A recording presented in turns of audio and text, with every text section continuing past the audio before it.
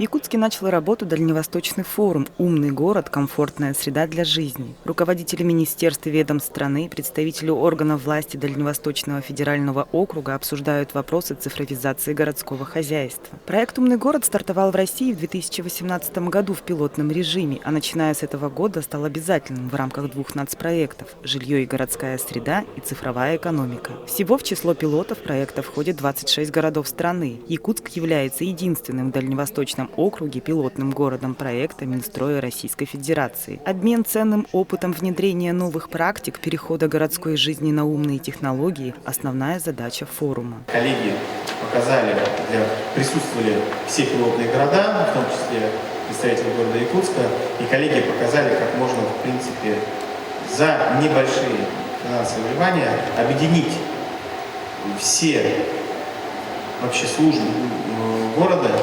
Это служба государственного жилищного надзора, это служба МВД, вывоз мусора, управляющая компания, в общем, практически вся жизнь города в одном центре, назвать это центр управления регионом, и как действительно, какой эффект это есть, и он, в принципе, для граждан, обратная сторона, то есть есть обратная связь всегда, как надо управлять регионом. У нас есть такая прямая связь граждан с руководством, по большому счету, субъекта Российской Федерации, не муниципалитета, и сразу идет обратная связь. Я не делаю рекламу Московской области, хотя хотел бы это сделать. Я просто говорю о том, что технологии есть решения, и я так понимаю, коллеги готовы поделиться бесплатно, отдать даже цифровую платформу, которую можно реализовывать.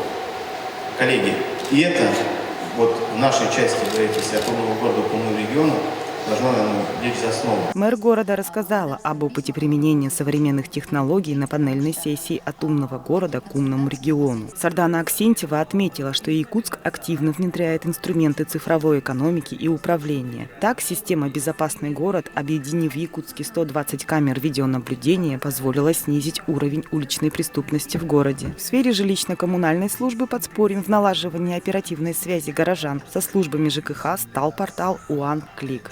Работники жилищно-коммунального хозяйства Якутии, все и Якутска в частности, это настоящие герои России, которые ежедневным своим трудом, руками на 50-градусный, 60-градусный мороз занимаются этим хозяйством, которое, конечно, по сути, как мы все понимаем, требует достаточно серьезной реконструкции и принятия инновационных решений, поэтому это в первую очередь в помощь для управления городским хозяйством, сложное транспортное хозяйство.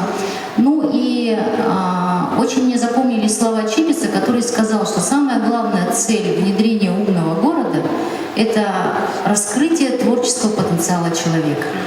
И для Якутска это тоже очень важно, потому что мы не хотим, чтобы наши люди боролись с холодом, мы не хотим, чтобы они выживали в Якутске, мы хотим, чтобы умный город